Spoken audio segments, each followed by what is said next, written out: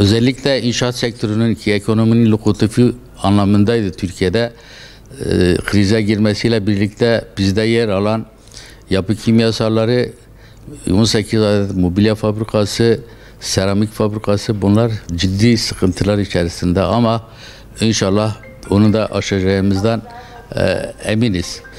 İnşaat sektörü Adıyaman'ın da lokomotifidir, Türkiye'nin lokomotifidir. Bu inşaat sektörüyle ilgili bazı önlemler alınması gerekir. Şu anda Adıyaman'da kiralık ev bulunmuyor. Satılık varsa da kiralık bulunmuyor. Bu arz talep olayıdır. Arz olacak ki talep ola. Arz olmadan da ekonomi yürümez. İnşaat sektörünün Türkiye'deki diyebilirim ki istihdamın %30'u yetiştirdiğimiz elemanların hepsi şu anda işsiz gezmekte. Bunlar işsiz gezenlerin arasında görünmüyor. Bu da ciddi oranda, yani çalışanların %30'u civarındadır inşaat sektörü.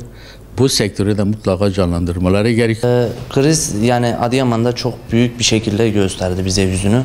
İnşaat piyasası artık durma noktasına gelmişti. Yani müteahhitler artık işlerini bitiremez durumdalardı. Yani bu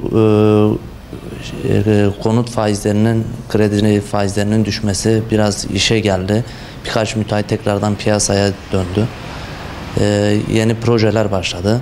Bakalım, inşallah daha iyi olur tahminimce. Yani iflas etmeye yakınlaşan insanlar oldu tabii. Biz de tanıyoruz, ediyoruz, biliyoruz. Birkaç firmayı biliyoruz. İnsanlar yani artık bir şeyler yaparken korkar hale geldi. Bakalım, inşallah düzelir diye tahmin ediyoruz ama yani bırakıp artık müteahhitliği bırakma noktasına gelen insan. Zaten inşaat Türkiye'nin en büyük sektörlerinden biri. Şimdi inşaat durduğu zaman ister istemez yani çalışan insanlar olsun veya inşaata lazım olan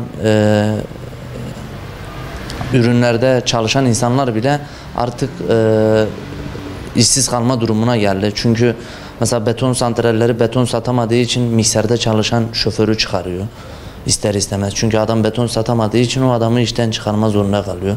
Veya nasıl söyleyeyim, vardiya usulüne dönüyoruz. Yani maaş usulünden yömi usulüne dönüyoruz. Böyle oldu mu da insanoğlu ister istemez başka bir alternatif aramaya çalışıyor ve bu sefer ister istemez memlekette göç yaşanıyor diğer illere doğru. Yani işsizlik had safhada inşaat sektöründe. Zaten bunu da bu sene üniversitede boş kalan kontenjan sayılarından anlaşılıyor zaten. Adıyaman'da zaten dediğimiz gibi yani inşaat piyasası durmak üzereydi. Ve dediğiniz üzere üniversite olsun, diğer kurumlar olsun sürekli nüfus almaya başladık. Ve bundan dolayı binalar yetersiz oldu. Ve bu yüzden hem konut fiyatları satışta ve kira olarak çok fazla fiyata yükseldi. Bu yüzden yani kentsel dönüşümün biraz faydalı olacağını düşünüyoruz. En azından yeni yapılarla kiraların düşeceği, konut fiyatlarının düşeceğini tahmin ediyoruz. Aynen, çünkü yeni yapı olduğu için oraya yatırım yapmış bir insan da para kazanma amaçlı yapıyor neticede. Öyle olunca ister istemez hem kiralar da artıyor ve nasıl söyleyeyim, bir rekabet ortamı olmadığı için yani mesela belli başlı firmalar şu anda inşaat işiyle uğraşabiliyor.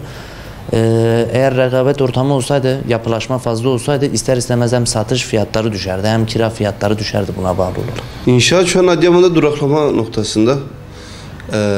Başlıca sebeplerinden biri dövizin hareketli olması, kurların sabitlenmemesi, daire satışlarında duraksamalar bundan kaynaklı, faizlerin hareketli olması ve faiz oranlarının yüksek olması.